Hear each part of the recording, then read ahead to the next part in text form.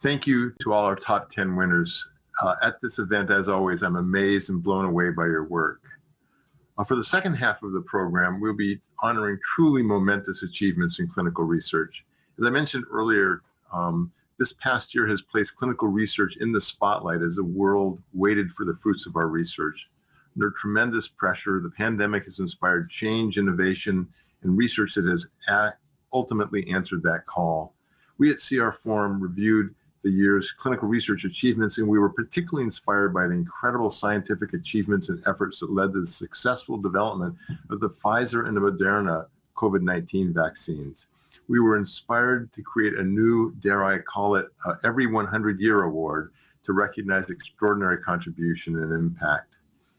The Extraordinary Impact in Health Award recognizes clinical and translational research that benefits all peoples and nations and exemplifies the promise of science and the scientific process to solve the huge problems of our time.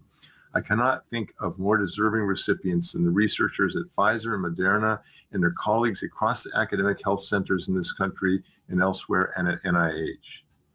The rapid development of these vaccines show what clinical and translational research can accomplish at its best. These achievements demonstrate the research continuum from basic science through translation into clinical research and into safe, effective vaccines to protect human health. I have to just stop and tell you that a patient of mine recently, a businessman, was getting his vaccine, and as he sat there getting it, he noticed that tears were running down his face. I think that is a lot of how many of us feel about this work.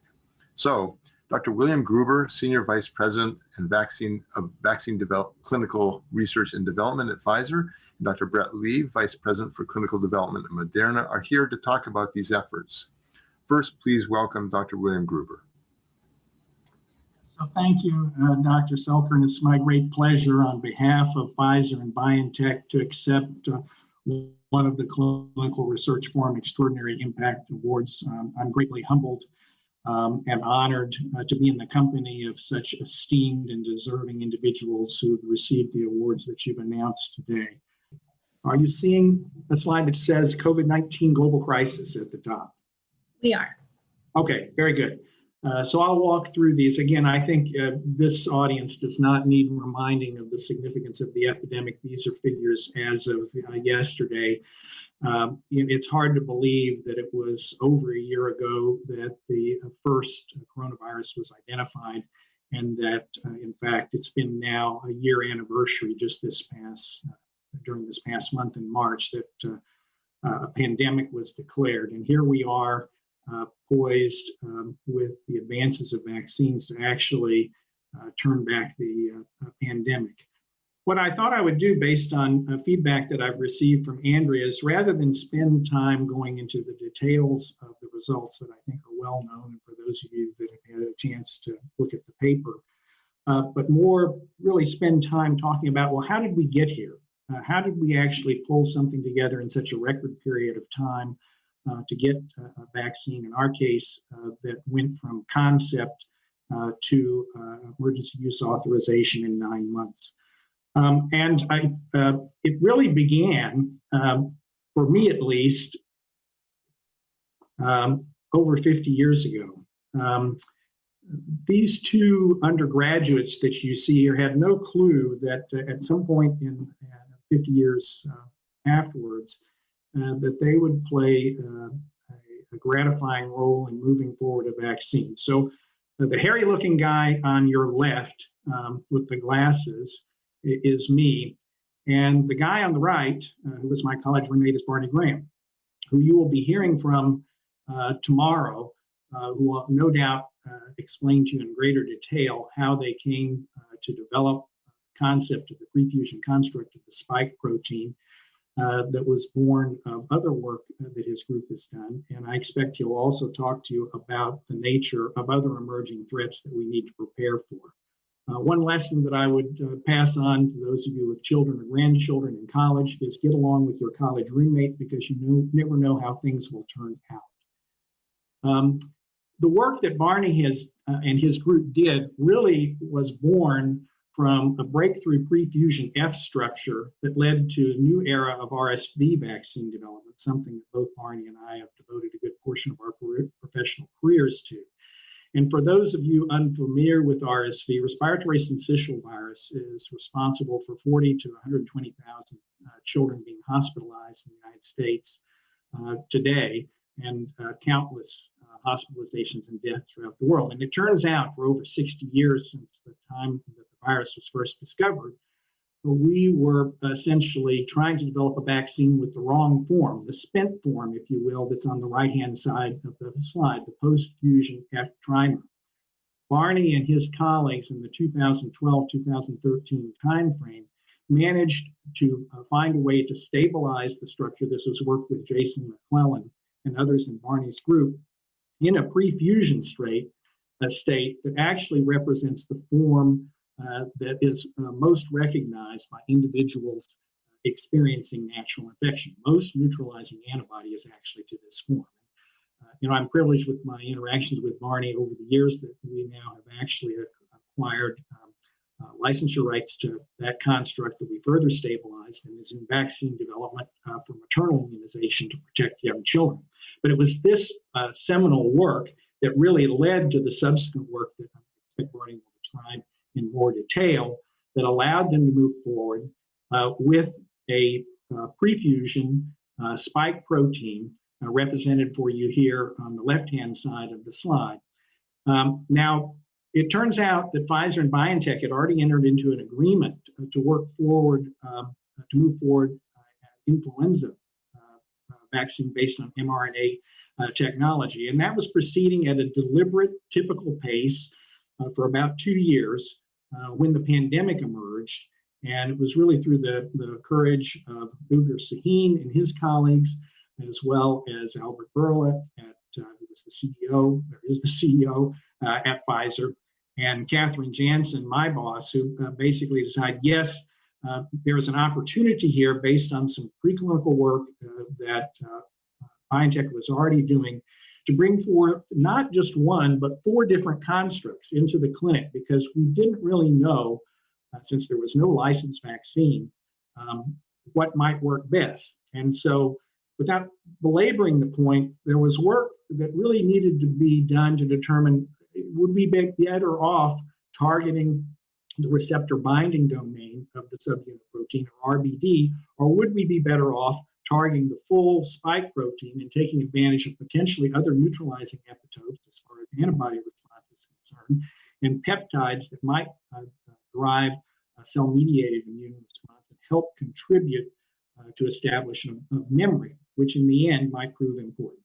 And without belaboring the point, some of you have had a chance to follow this in real time, and you know that the early studies yielded to us antibody responses in 162b2 protein that were above those of convalescent sera, as well as a favorable safety profile, and it was thus the P2 mutated full spike protein that we moved forward with. Why mRNA?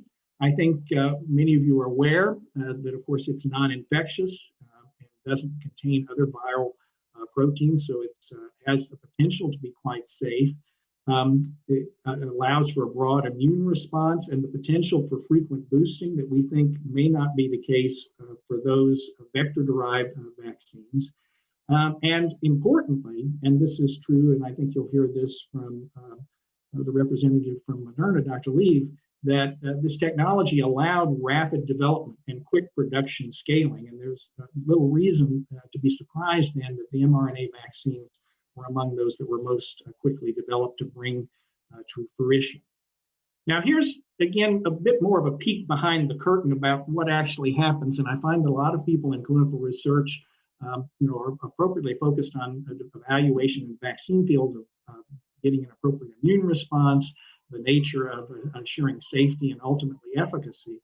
But there's a lot that has to go on that typically takes a matter of years. And the typical vaccine development is one of 7 to 10 years from concept to the time that you have a license. So how was this actually contracted to such a short period of time?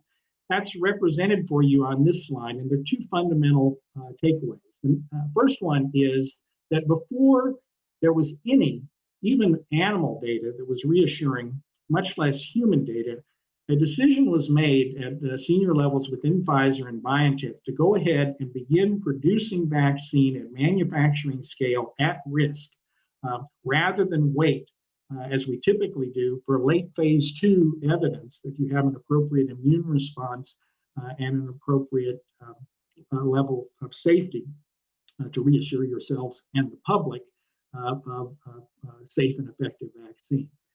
The other key piece is really shown in the center. And again, I've been involved in vaccine development for over 35 years, and this was a new approach. And that was that we essentially conducted a seamless phase 1, 2, 3 study without pause, but with direct real-time interactions with regulatory colleagues throughout the world, particularly CBER at the FDA in the United States. And again, I can't say enough for the cooperation that was provided by the FDA to review data in real time that made this possible. Normally, there are pauses, as many of you know, between phase 1 and phase 2 to make internal decisions, to make decisions with regulatory authorities, and that's particularly true after phase 2. And that can amount to months, or in fact, sometimes years before one can move forward. I can tell you that as we made the decisions to move forward from phase 1, we essentially finished a submission of a package that we've been submitting in real time to the FDA, such that by the following Monday, we were in phase 2, phase 3. So again, real credit to the FDA. Mind you also, because we're often asked, well, did the speed in any way compromise what we would normally do? And the answer to that is an emphatic no, that no shortcuts were taken as far as safety was concerned. No shortcuts were taken as far as completing the assays and determining the appropriate immune response. And no shortcuts were taken in terms of the work that was done in phase 3 to assure ourselves about efficacy and safety of the vaccine. What was done was essentially eliminating the white space that normally exists and having everybody row together, whether we're talking about people at Pfizer, regulators, investigators, and certainly the participants in the trial. And so this ultimately led, of course, to the publication that's and the work that's being honored today, which I'm very grateful to be a part of. I'm going to just very briefly share some of the highlights of this that I think are well known to you. The first represented here is the safety profile of the vaccine. First of all, looking at local events with dose 1 shown on the top panel and dose 2 at the bottom. And I think for those of you that are familiar with vaccines can easily recognize that the safety profile compares very favorably to routinely administered vaccines. Very little redness and swelling, in fact, less than some. And the pain at the injection site, which is common in all vaccines, was mostly mild to moderate, well within acceptable safety profile. And then if we look at the nature of systemic events, I only show here the events in the interest of time occurring in the first 7 days after dose 2 in 16 to 55-year-olds and greater than 55-year-olds, because the reactions tended to be more common after the second dose than the first dose. And you can see for yourself as you walk across the systemic reactions in the vaccine group on the top panel compared to the placebo, that in younger adults, we had up to about a 16% fever rate. And in older adults, this tended to be lower. And the other discriminating feature, or one of the more particularly discriminating features, was chills, where you can see a 35% rate in the younger folks and 22.7% in the older individuals. So again, mostly mild to moderate, and again, in our experience, well tolerated. And importantly, upon review by the VRBPAC committee, the FDA advisory committee, and the FDA led to agreement that this was a satisfactory safety profile that could allow the vaccine to move forward. And of course, I think you're all familiar in one way or another with this data, either from the paper or what's been publicly presented on news channels. Again, the colors are reversed here from what's actually in the paper.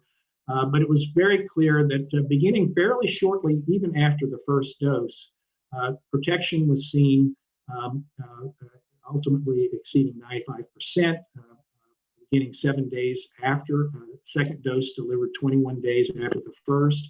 The red dots represent the cases seen in the placebo recipients, and the blue dots represent those seen in the vaccine recipients. I will honestly tell you, In my wildest dreams, I had not anticipated that we would actually have efficacy in the 95% range. And I think this is a credit to the nature of the platform by virtue of intracellular expression of antigen, and that we're likely getting a combination of antibody and cell-mediated immune response, which was also demonstrated in some of the earlier trials. This is important, particularly because of the efficacy we began seeing as early as 11 to 12 days in a circumstance where we had very little neutralizing antibody, suggesting that something more is in fact at play. And of course, we'll have an opportunity over the longer term to see how effective the vaccine can be and what proves to be important. Again, the efficacy that was seen was gratifyingly high across all age groups, all racial and ethnicities, and also across geographies. We conducted the study in a number of different countries and did not see differences there. Also gratifying that the efficacy seemed to be well represented, whether individuals had underlying risk conditions or not, conditions like cardiopulmonary disease, renal disease, diabetes, and obesity. So that led, of course, to what you know, an emergency use authorization and indication. For those of you interested in the details, you can see the link down at the bottom of this slide. But suffice to say, this vaccine is now dosed at 30 micrograms, 2 doses given 21 days apart. And I think you're well aware of the presentation and the nature of the cold chain. Gratifyingly, in the United States alone, there have been over or close to 73 million people now that have received the vaccine. And based on feedback and from the CDC and the FDA and our own pharmacovigilance, the safety profile remains favorable. And again, I'm going to just finish up here with a few slides to just point out the time course of this, because it is striking that, as you see on the left-hand side, it was when the agreement was struck. You can march your way across the site, seen first in human in May, but by July we were in phase 2, 3. By November, the efficacy and safety endpoints were met. By shortly thereafter, we were filing and gaining emergency approval in the case of U.S. emergency use authorization. And as of March the 26th, we now have over 212 million doses shipped throughout the world. And as you can see in the text at the bottom of the slide, the vaccine is authorized or approved in 68 countries as of March the 22nd. Our work is not yet done. We obviously want to continue to ramp up production to serve the global need. We're looking at new dosage formulations that can be more refrigerator stable. We've begun studies to look at boosting for assessing durability of response and the ability to cover variants. We've done studies in pregnant women and in children, and are moving forward soon in immunocompromised populations. And of course, I would be remiss if I didn't make at least some comment about preparing for the potential for emerging SARS coronavirus strains that have the potential to escape protection. So I think you are familiar with the nature of 3 particular variants of concern: the B117, originally identified and related to the UK, B1351 from South Africa, and P1 from Brazil. All of these have the potential to lead to reduced neutralizing, or rather that vaccine neutralizing responses may not effectively neutralize. And so it was incumbent upon us to look at that as we gained field knowledge as to whether or not the vaccine could protect.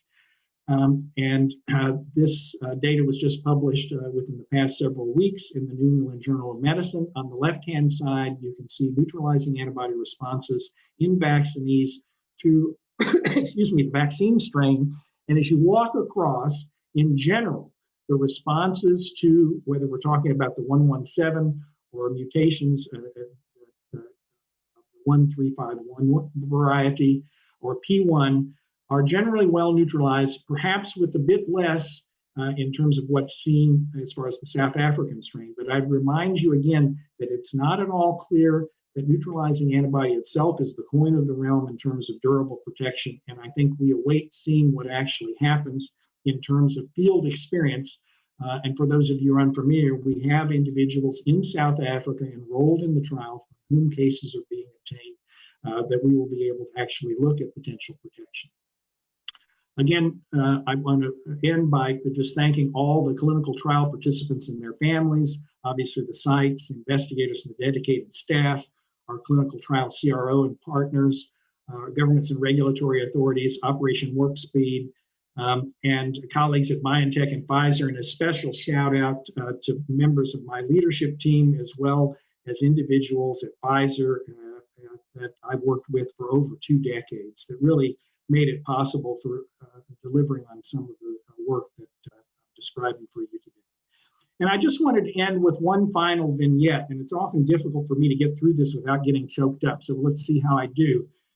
And that is that several investigators alerted me that during the course of the trial, they had individuals sporting this pin that came in to be participants, particularly the early volunteers in phase 1. And I think this is likely familiar to all of you. This was a Polio Pioneer Pin given to children who participated in 1954 in the Tom Francis supervised Salk field trial with polio vaccine. These individuals proudly wore this pin. And so it's remarkable when you think about the fact that they were volunteered by their parents. That volunteer spirit lasted with them throughout over 60 years. And here they are again, volunteering again for a potential life-saving, effective, and safe vaccine. So I wanted to particularly single out those individuals, but they stand as archetypes of the volunteers in general, in our case, over 46,000 who have given their time and effort to participate in the trial. So again, I'm very grateful to have been a part of this whole process. I'm particularly grateful to participants like the Polio Pioneers, and humbled and honored to accept this award on behalf of all of them. Thank you very much, Dr. Gruber. That was wonderful. I now would like to welcome Dr. Brett Leave of Moderna. Thank you so much. Well, I apologize. I have no slides, and I really am grateful for that very thorough overview and review of I see a lot of similarities, obviously, in the work that our colleagues at Pfizer did with the work we did at Moderna. Well, good morning, Dr. Selker, Parties and Low, Clinical Research Forum board members, and 2021 recipients of the Top 10 Clinical Research Achievement Awards. I want to thank you so much for bestowing this incredible honor upon our organization. On March 11th, we marked the grim anniversary of WHO's declaration of the global pandemic caused by SARS-CoV-2. This is the 5th pandemic since the start of the 21st century, and the 3rd in that time caused by a beta coronavirus. At this time last year, as an infectious disease specialist working in the pharmaceutical industry to develop more effective influenza vaccines, I was compelled to contribute my skills to this new and ominous public health threat. My first thought was to join my former clinical infectious disease colleagues who are working on the front lines at Tufts Medical Center here in Boston. And I started an accelerated process of gaining hospital privileges. As vaccine candidates against SARS-CoV-2 started appearing, and with the knowledge of the limited pool of experts in the development of public health vaccines, in late April, I decided to join Moderna to help them stand up a late-stage clinical development program for mRNA 1273, as it was known at that time. The broad outline of what we at Moderna and our colleagues from Pfizer have accomplished in this past year has been well chronicled and well documented. And what I want to do today is explain what I believe enabled us to be successful and share that with you today. And I think there are 3 attributes that highlight this. The first is very highly effective collaborations between Moderna, the federal government, and academic research centers. Number two, Moderna's commitment to transparency.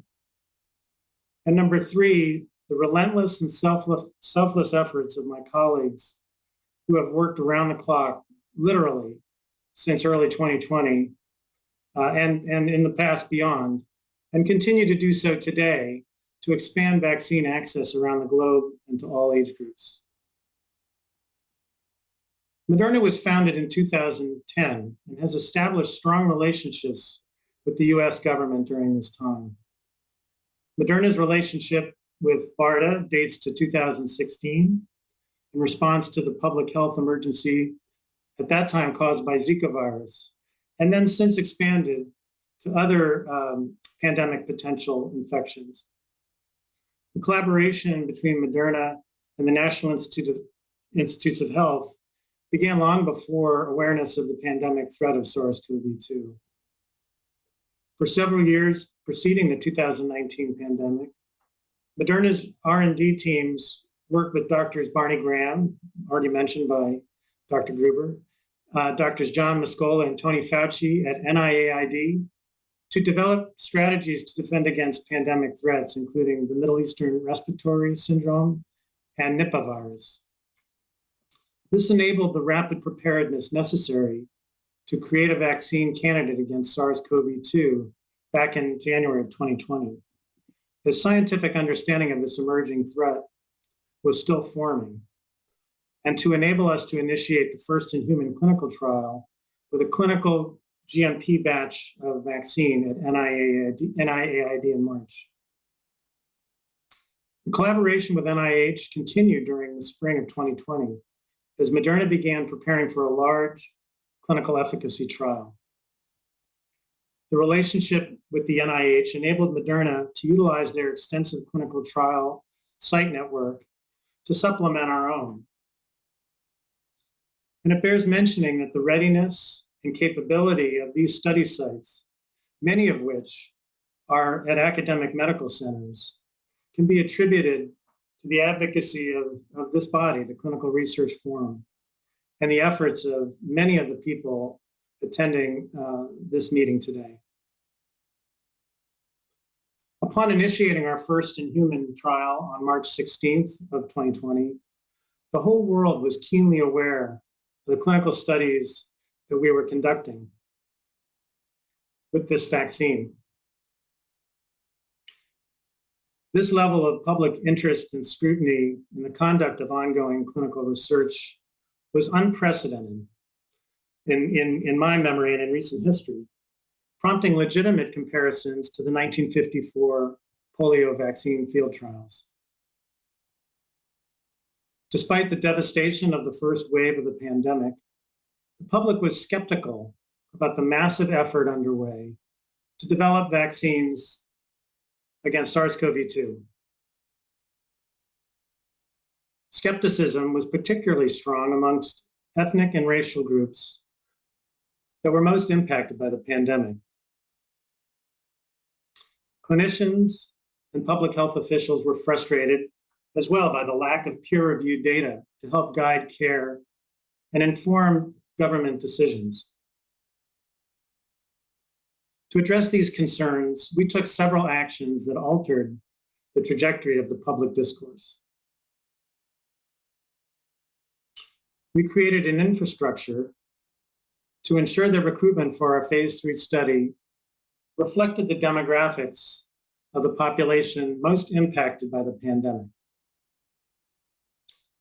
In addition, we closely monitored and published online the racial and ethnic demographic profiles of study participants on a weekly basis. And we paced enrollment as needed to enable recruitment of more participants from communities of color. In addition, we published our non-clinical and clinical study results in peer-reviewed journals as soon as the data were available. And lastly, in early September, we took the unprecedented step to publish an unredacted version of our phase 3 clinical trial protocol on our company website. I believe that these efforts help to reassure the public and the scientific community of our commitment to develop a vaccine that would be safe and effective for all people. On November 16th, we announced the positive results of the COVE study, our phase 3 trial. And I have received many calls, emails, and texts of thanks since that day. One of my infectious disease colleagues, who had herself contracted COVID-19 while caring for patients during the first wave, expressed how it helped mitigate a sense of dread and doom about the next impending wave. She also shared with me a message from a nurse midwife colleague who had received the vaccine as a frontline worker in January. And she wanted to please let me know that she was weeping, that there was an idea and a way out of this nightmare. I'm sure that my colleagues at Pfizer and many of you in the audience have received similar messages in that time. At Moderna, I have had the privilege to work alongside an incredible group of professionals with extensive experience in vaccine development. And together we have designed and executed a study of our vaccine's efficacy and safety on a timescale that had never been achieved, not by a long shot. And I remain awestruck by the selfless commitment of the thousands of study participants who enrolled in the trials of this vaccine. We continue to work hard alongside our study investigators and collaborators at NIH and BARDA. And my colleagues in manufacturing continue their relentless effort to deliver hundreds of millions of doses of the vaccine. Nevertheless, there remains a constant sense of urgency in our organization, motivated by the goal of expanding access of this vaccine and spirited by our success that makes all of the challenges along the way seem trivial by comparison. I remain simultaneously proud and humbled by what we have accomplished. On behalf of the over 1,300 employees of Mrna, I accept the Clinical Research Forum Extraordinary Impact Award with gratitude. Thank you very much.